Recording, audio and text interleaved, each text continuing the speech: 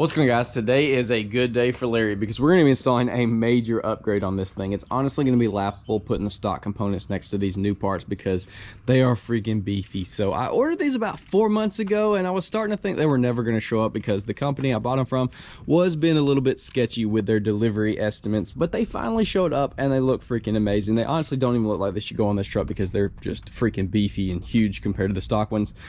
But we got some upper control arms designed and built for being lifted, so they should give us way better angles. These should live as long as Larry does, no doubt. Grease fitting for your ball joint, obviously. Grease fitting on both bushings.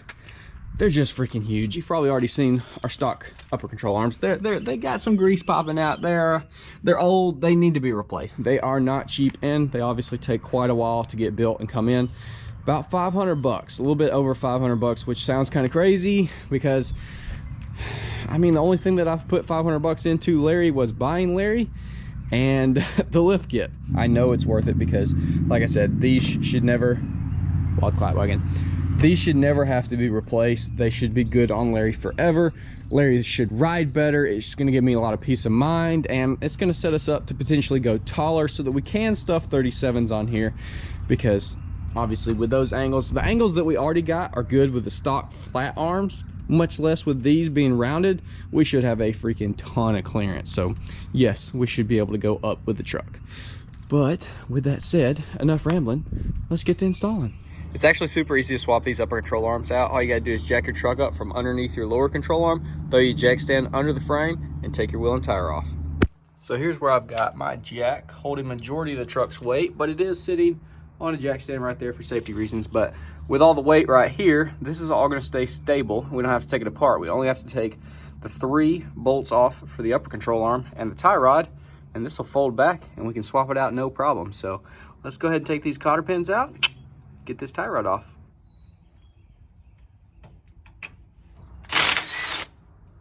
Careful not to mess your threads up.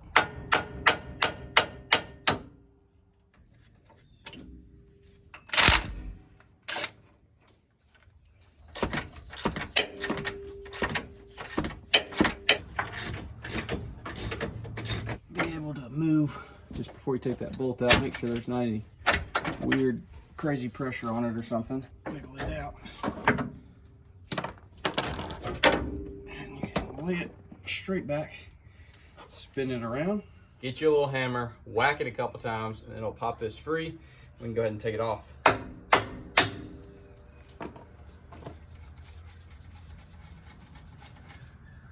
Simple as that. Hopefully very soon we are going to be going back, wire wheeling Larry's entire frame down and then coating it, making it look a million times better because it looks terrible with this surface rust all over it. But I got to dedicate like an entire weekend to that project because it's gonna take some time. But we are today going to go ahead and just wire wheel all in here and give it a little coat of paint, test it out, see what it looks like.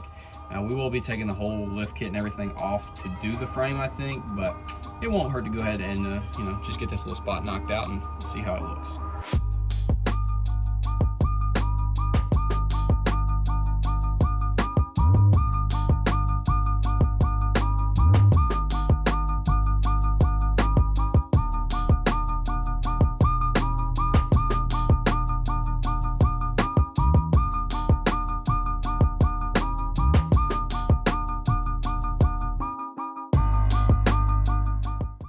Of course, my drill battery is dead, so I'll go ahead and charge it up and I guess get this knocked out. I'll catch back up with y'all before we spray it.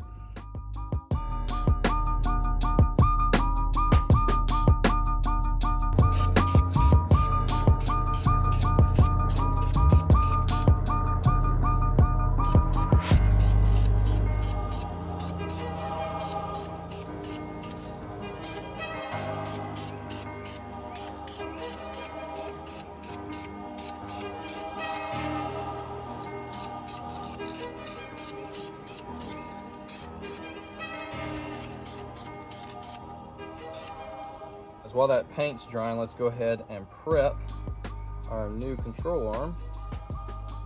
Throw some grease in this bad boy with my super freaking messy grease gun. There's a bug on my neck. Still on me. It's a spider. He's no longer with us. All right, let's go ahead, put some grease in this bad boy.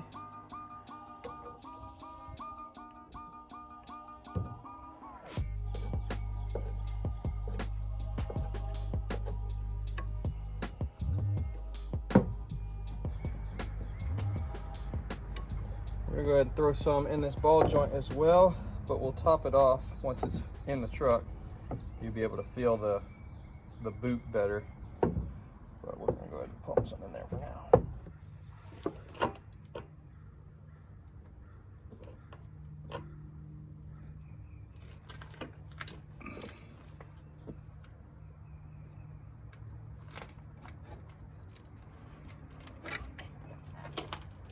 Come on, baby. Paint, I guess, is a little bit sticky still. She'll let it dry a little longer.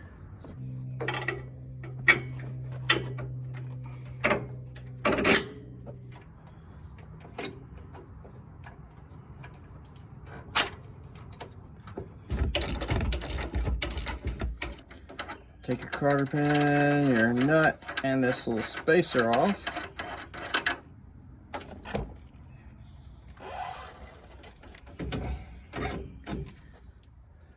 I am using the spacer that they sent.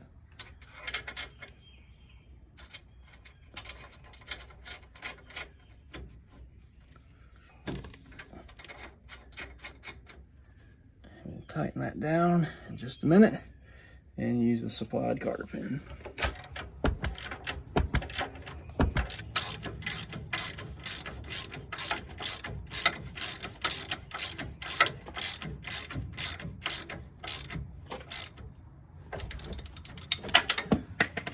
Be a good time to throw our tie rod back in there, I reckon. Just gonna line it up with our cotter pin hole. That should be plenty tight right there.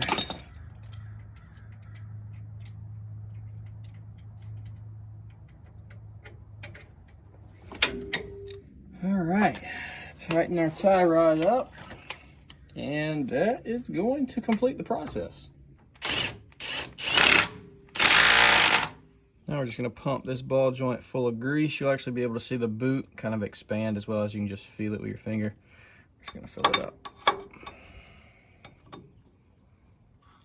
That should be good right there. Let's clean all of our extra grease off. Let's throw the wheel and tire back on here and check it out. All right, guys, well, Lair Bear is back together and looking freaking awesome. We got some positive camber going on now. Obviously, that's just because I didn't do the bolts proper, you know, for alignment, whenever, yada, yada. But it's good we do have some positive camber, and we have a ton of room to go up. So once we go up, it's going to try to suck that back in, and, you know, we'll go get this thing aligned, and it'll be hopefully perfectly dialed in. Looks freaking amazing. Holy crap. So beefy. I'm stoked. You know, it took forever for them to come in, and they definitely were not cheap, but they're doing their job. Look how much, look at that. I mean, what, 2-3 inches of clearance now? That is freaking awesome. We definitely can go a good bit higher with this thing if we want to. I think I do, because I do want the end goal to be Larry on some 37s. Now, we have the 2-inch drop shackles in the rear. I want to put factory ones in there. My factory ones were all messed up, the bushings and stuff. So I want to order some factory ones. So that'll bring the rear of the truck up maybe an inch or two. And then we can put a leveling kit on top of our lift. Bring the front end up 1-2 inches. Maybe that give us enough height to clear some 37s on, I don't know what kind of wheel yet, undecided, but we definitely got some options now. But before I go get it aligned, there's several other things that I want to do. One being, like I was talking about, the frame. We're gonna have to take the entire lift kit off to do the frame like I want to, because I want to do it right. I don't even think I'm gonna be using this stuff. This was just some stuff I had, black rust prevention paint, whatever. I really want to take my time, wheel down all that rust. It comes off just like dirt, like it's right there, surface rust. It comes off real easy, but it's going to be a pain getting in all these cracks and stuff. And so I probably want to take the whole suspension off. Front, don't know if I want to tackle taking the leaf springs and everything off. We definitely want to, yeah.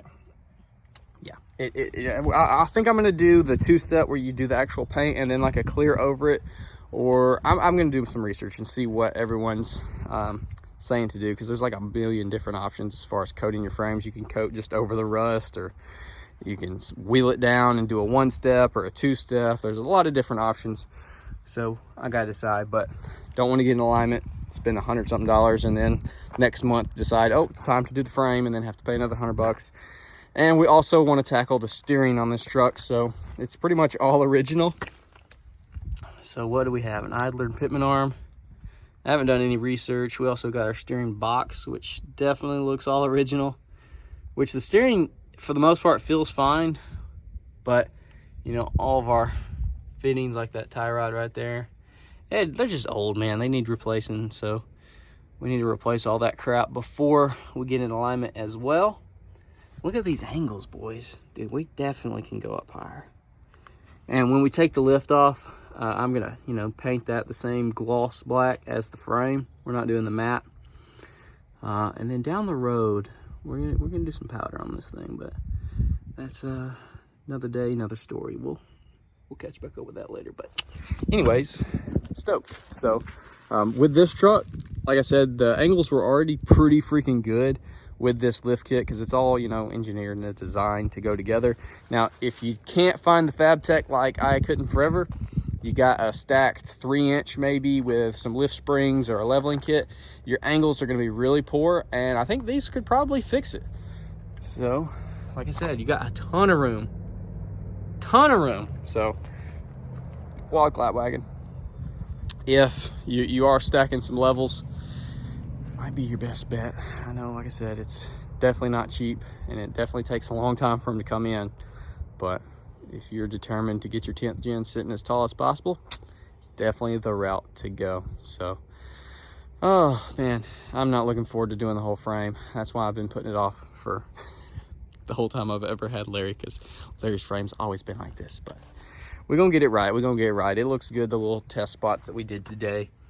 I just gotta decide what route we're gonna go and get some real high quality wire wheels to get that off. Those ones I have now are just cheapo from Amazon. They don't work that great. But yeah, I'm gonna quit rambling. Hopefully y'all did enjoy. Comment down below, let me know.